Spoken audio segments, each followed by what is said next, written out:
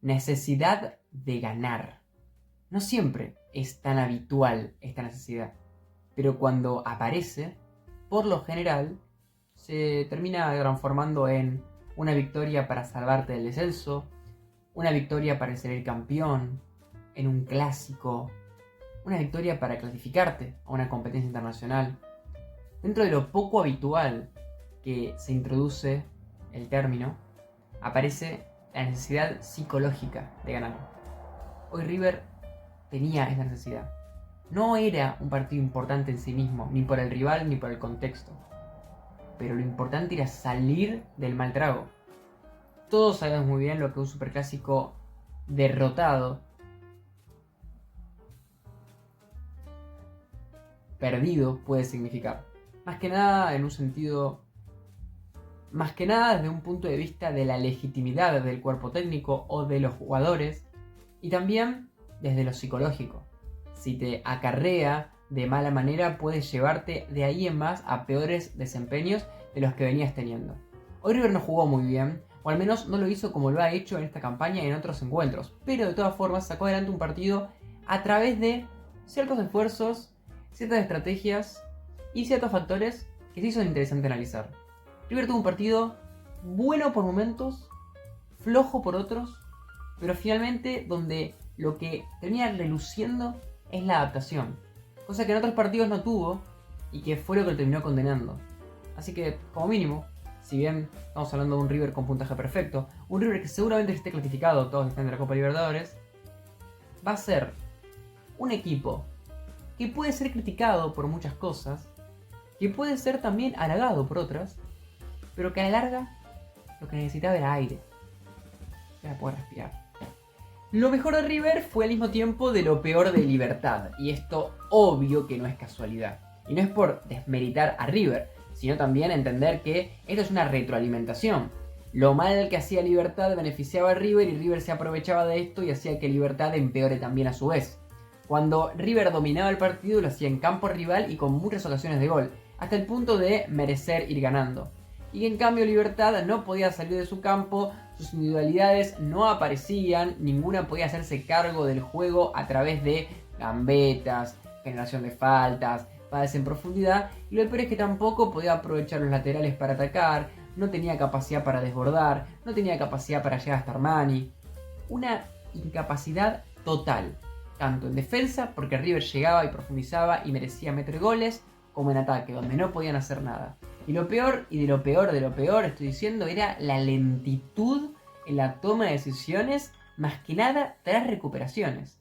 Una barbaridad de tiempo perdido antes de pasar la pelota, una cantidad de tiempo perdido antes de, después de conducir, hacer un pase al costado, que fueron generando muchísimas situaciones, las de que Libertad tenía la chance de zafar, y no zafaba, porque tardaban mucho en sacarla. Y eso es algo garrafal en muchas situaciones. Enlazando el concepto de lo peor de Libertad, al mismo tiempo está encadenado lo mejor de River, la intensidad y la recuperación en las segundas pelotas. Si uno revisa la mayoría de jugadas, si bien algunas tienen destellos colectivos, hay una muy buena pared entre Aliendro, Borja y Solari que termina en un tiro de esquina, hay algunas jugadas a través de centros, hay algunas jugadas que generan pelotas paradas a través de una jugada colectiva y que en esas pelotas paradas ganan días de cabeza, pero las más claras, y algunas las acabo de decir también, provienen de recuperar en las segundas pelotas. Y esto es súper interesante porque habla de la intensidad y la presión tras pérdida. ¿Cómo eran? O al menos voy a hacer una especie de simulacro de una posible situación. La tiene algún central de River. La pasa para el lateral Herrera. Herrera para Aliendro. Aliendro para Villagra. Villagra intenta un pase hacia adelante. Ese pase hacia adelante puede ser hacia Echeverri, hacia Borja, hacia Solari, hacia Barco. Ahí empieza la jugada. Barco quizás controla mal. O se la quitan. Pero se la quitan en una zona adelantada de la cancha. O no se la quitan, pero se la pinchan un poquito y la pelota queda boyando por ahí. Ahí River ganaba todas. O recuperando el despeje del rival, o cuando el rival recuperaba, acumulando gente para que no pueda salir y que finalmente sea como si fuera un pase más. Una de las fases de ataque de River consistía en la recuperación de Libertad y la recuperación de River. Y el artífice magnífico que hizo la mayoría de estas situaciones fue Aliendro, que tuvo un primer tiempo, pero que no tenía manera de frenarlo, Libertad. Era omnisciente, estaba en todos lados y siempre llegaba primero, y si no te recuperaba, y si no desde atrás te la punteaba y se la pasaba a Echeverry. Impresionante. Él encima ha dado una asistencia hermosa para Solari en el 1-0. Un pase con una precisión perfecta, con una velocidad perfecta, teniendo en cuenta el offside, todo. Aliendro mereció meter un gol incluso porque también tuvo algunos tiros y tenía toda la altitud que necesitaba River, y que al mismo tiempo, ojo, porque si bien estoy elogiando la capacidad de River que tenía para esto, dos cosas hay que tener en cuenta de esto, y son dos cosas negativas. Número uno, dependía de Aliendro, porque si bien puede que alguna vez haya hecho bichagra, puede que alguna otra jugada no haya dependido de estas recuperaciones de las segundas pelotas, que siempre eran así a través de Aliendro.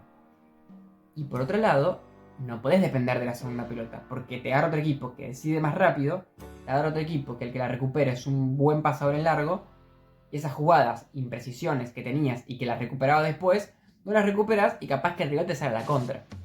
O sea, lo ideal no es que pase eso, lo ideal es que si vas a jugar a la segunda pelota, seas un equipo más defensivo y que lo hagas con un par de jugadores para no arriesgar tanto. Si vas a jugar con todo el equipo adelantado, tener imprecisiones que fuercen pelotas divididas puede conllevar muchos problemas contra otros equipos que tengan mejor capacidad de administrar esos recursos. Lo ideal es poder desbordarlo de otra manera, más limpia.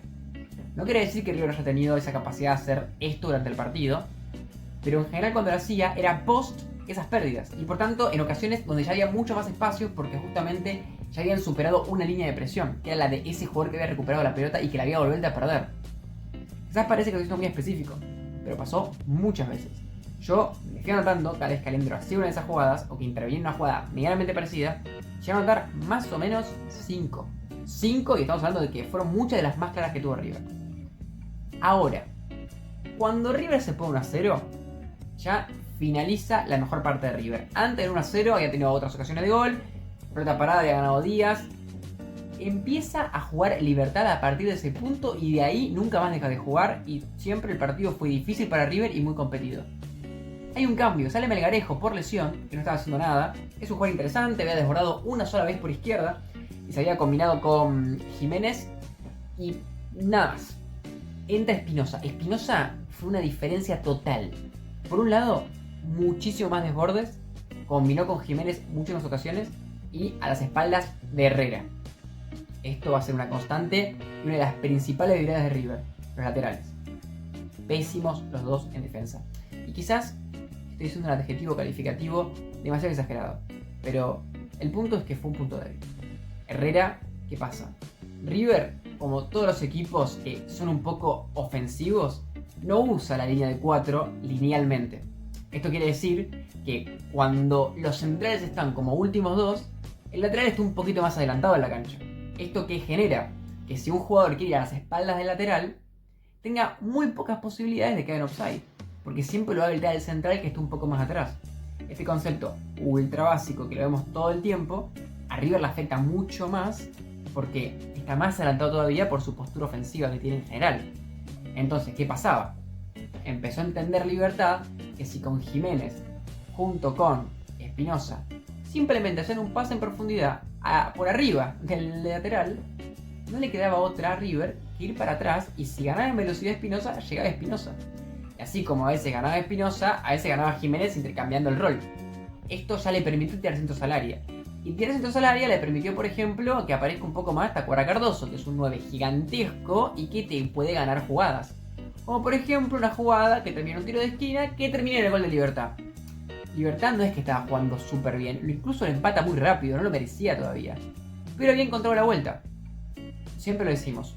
¿Qué pasa con las jugadas de las bandas? ¿Por qué tantos equipos juegan por ahí? Por la simpleza que tiene hacerlo.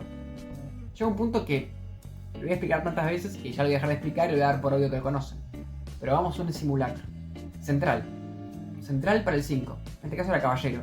Que cometió varios errores durante el partido. Para mí no fue un buen partido para él. Pero que en general, como es un 5 y sale todas las jugadas, la mayoría sale bien. Pero cometer 3 errores es gravísimo. Y 3 cometió durante el partido. Él la pasa, por ejemplo, para el lateral. Ya tiene Jiménez. Jiménez, ¿quién lo puede marcar? Si está un poco adelantado de la cancha, posiblemente ya Solari esté por atrás. no esté ayudando. Y como el mediocampo es solamente 2 jugadores, ya está mucho más centralizado Aliendro. No es normal que esté al lado del lateral que recibe. Ese pase es imposible que salga mal. Si ya Jiménez decide hacer un pase en profundidad para Espinosa, es una jugada imposible de frenar. La única manera de frenarla es o que Solari se esfuerce mucho más, o que Aliendro se vuelque mucho más, o que River se retrase mucho más. 3 cosas que no pasaron y al menos en 2 ocasiones logró desbordar así Libertad y así empezó a meter ese gol. Empezó a meter ese gol como diciendo, consiguió la jugada previa al gol y después lo metió. En el gol considero que el error de River quizás no tiene tanto que ver con todo el equipo, sino con el responsable de la marca de Espinosa, que justamente es el que había ingresado. Que la verdad que considero que es una jugada un poco complicada de echar culpas. Porque como muchas veces sucede, muchos jugadores parten desde atrás, o sea, de que todavía nadie tiene la marca, y corren. El centro es tan bueno que le llega perfecto al extremo paraguayo y cabecea perfecto también y la pone al lado del palo. El que estaba con él era Borja, pero pedirle a Borja, un delantero, que lo asoma otro delantero, que marque bien, si bien entiendo que no se esforzó mucho, me parece una petición demasiado alta para un recurso incluso que él no sé si tiene.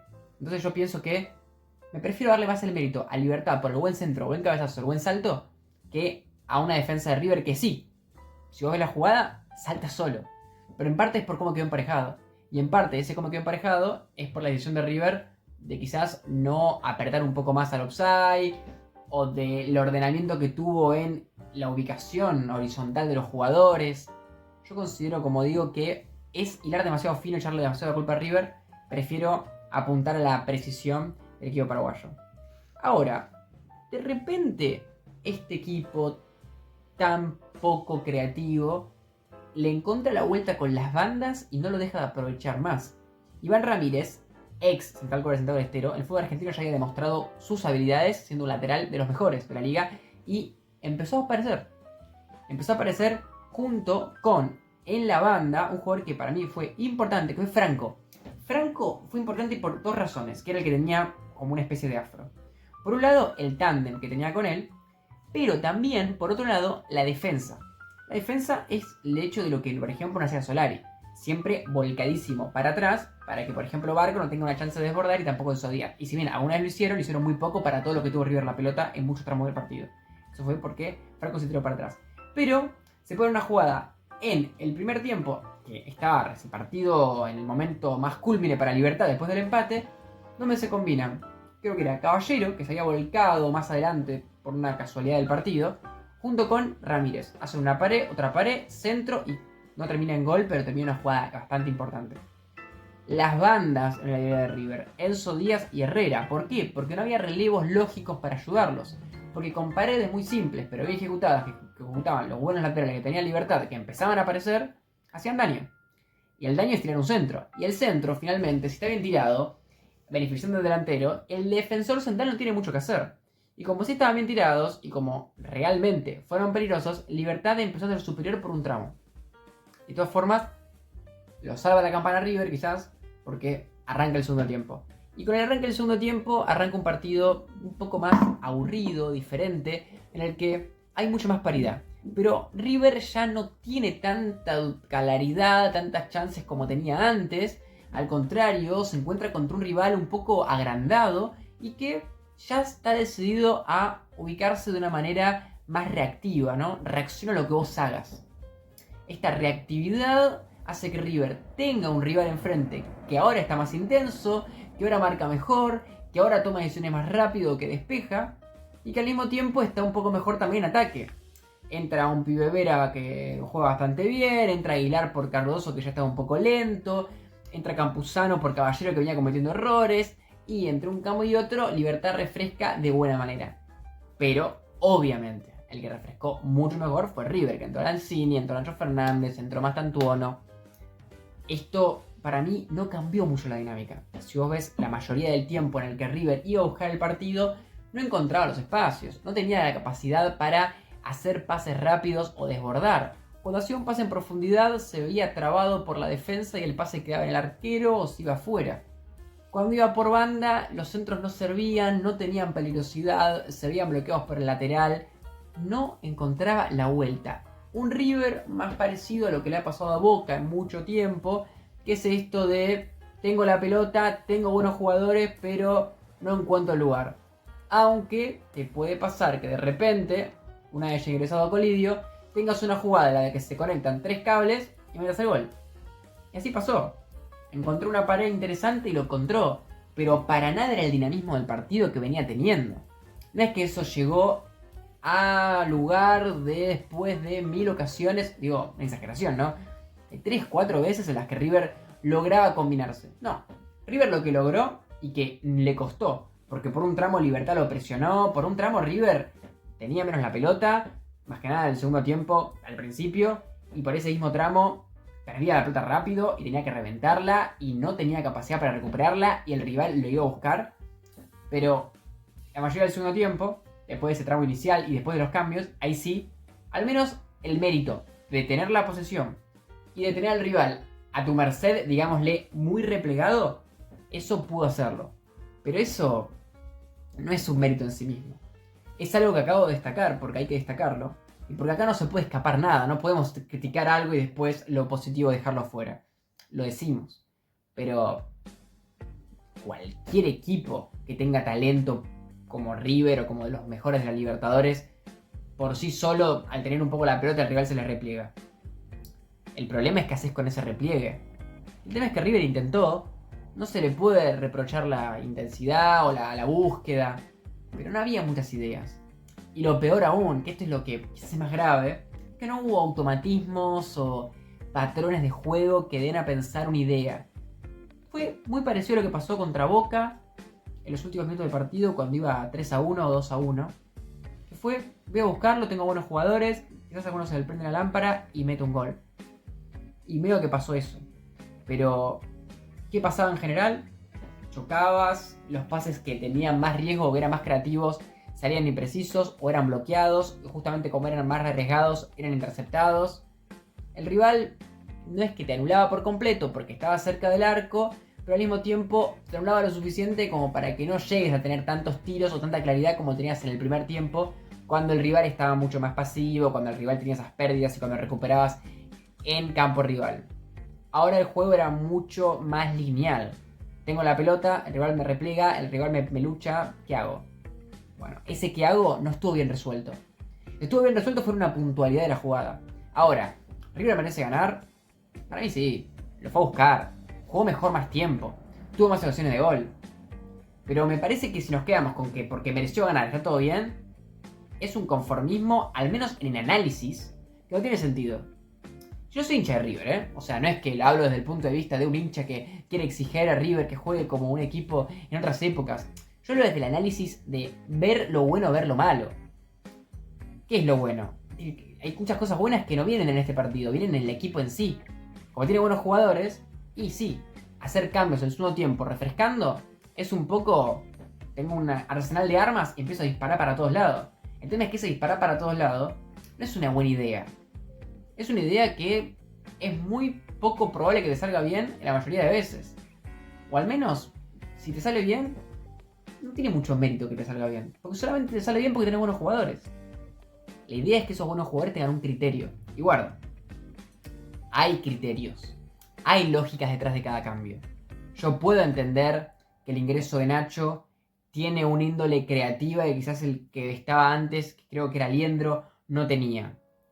Puedo comprender que dejen a Solari o que Colidio entre sobre el final cuando pueda aprovechar más el cansancio de los rivales. Hay ciertas lógicas. Pero esas lógicas tienen más que ver con una cuestión individual de lo que pueden hacer ellos, del talento que tienen, no tanto de su rol en la cancha. El rol en la cancha era ubicarse en su posición natural en cuanto al lugar del juego y, bueno, distribuir para un lado o para el otro, pasar hacia adelante, salir espacio. Improvisación. Y la improvisación no habla bien de un equipo que hace no mucho tiempo no improvisaba tanto y tenía una lucidez mucho mayor.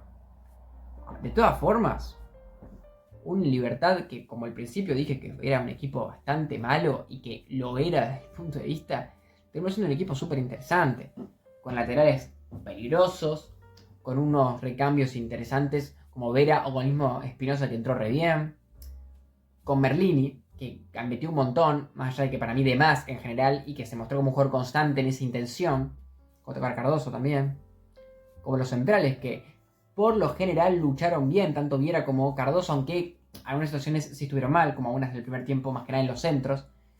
No era mal equipo, era duro de roer, era difícil ganarle de visitante, hay mérito en todo eso, pero como siempre decimos, la injusticia del equipo al que se le exige porque es un equipo bueno. Las formas importan también.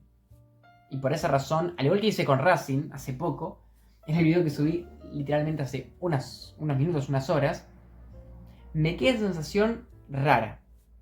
Lo peor es que como acá pasa que River venía de perder y que como acá pasa que esta victoria tiene un aspecto de psicología del renacer que un poco empañada la imagen no tan buena. Porque queda más el hecho de bien, te recuperaste de un mal resultado pasado, que es verdad y que es meritorio, y no queda tanto lo futbolístico. Porque para mí, River sí jugó peor que contra Boca incluso, más que nada cuando River había empezado jugando un buen partido, y se notó el aspecto psicológico en este partido. Más que nada cuando le meten el gol. Antes del gol yo digo, estuvo jugando bien River, ese tramo a mí me gustó, aunque ya dijimos algunas puntualidades. Me gustó ese primer tramo. Pero cuando te meten un gol y el partido se cambia tanto de un momento para otro, si bien el rival también mejoró mucho, se notó como a River le impactó el gol. Se notó como psicológicamente había una inestabilidad en el equipo. Esa inestabilidad es lo que yo critico. Esa inestabilidad de tener un juego en un momento y otro tan distinto en otro, cuando no te expulsó a ningún jugador y cuando tampoco es que el rival ejecutaba un juego tan complicado de prever. Llegó un punto en que Libertad hacía predecible y así todo River no podía frenar las simples jugadas de desbordar los laterales. Como un ejemplo. Entonces, a eso voy yo. Al aspecto de cómo a veces, en este caso el contexto, favorece a que River quede mejor parado a nivel de la percepción de la gente en general, por un tema de que se recupera psicológicamente, y es meritorio, hay que darle el mérito. Pero al mismo tiempo, me parece que tuvo un rasgo de que de todas formas sí le afectó, y siendo que pudo haber jugado este partido fresco cuando venía mal, siento que no lo jugó fresco del todo, pero de todas maneras salió adelante. Es una buena muestra de carácter. Y tiene un equipazo, y encontró la forma, y los cambios funcionaron porque le dieron aire al equipo, y se combinaron bien colectivamente en cierto momento del partido, y ganaron en una cancha difícil, y con un rival que estaba siendo muy castroso en el mediocampo y en la defensa, y al final, una vez que lo vienen ganando, no lo sufrieron, lo jugaron con mucha inteligencia, eso también es muy meritorio. Pero bueno, en este caso nuevamente me ubico más desde el lado de lo negativo más que de lo positivo, pero al menos si vieron el partido que analicé de Racing, veo en el River cosas más positivas que en el de Racing. Más que nada por lo que significa el rival, por el contexto, pero siento que River, más allá de todo, no hizo las cosas tan mal, porque quiero que quede una imagen de lo más parecido a lo que yo siento posible. Porque lo que yo siento, y no desde el sentimiento, sino desde la percepción, mi sensitividad analítica, digámosle, no es un River que jugó súper mal. Es un River que se adaptó bien a las circunstancias en torno a cómo sacar el partido adelante, pero que no dio la sensación de un equipo preparado, planeado, meditado, que había entrenado y tenido plan A, plan B, plan C para este partido. Eso es lo que me generó este partido. Un equipo bueno, que tiene momentos buenos y que hasta hace las cosas bien en los momentos correctos, pero que en general la improvisación es lo que manda. Y eso para mí no está para nada bueno. Más cuando no es que mandó la improvisación por unas circunstancias extremas de algo que justo pasó muy casual y que era imposible de prever, no. Mandó la improvisación cuando el rival hizo algo que te hacen todos los equipos prácticamente, que es replegarse un poco y ser férreo en defensa. Díganme qué opinan. Es una gran victoria de River. Creo que le pueda servir para de ahora en más tener un mejor rendimiento. Y es muy bueno que haya metido gol bastante uno porque nada, es un pibe que tiene muchísimo futuro. Así que me alegro por él. Y nada, por River también, que ganó y que ya está prácticamente clasificado.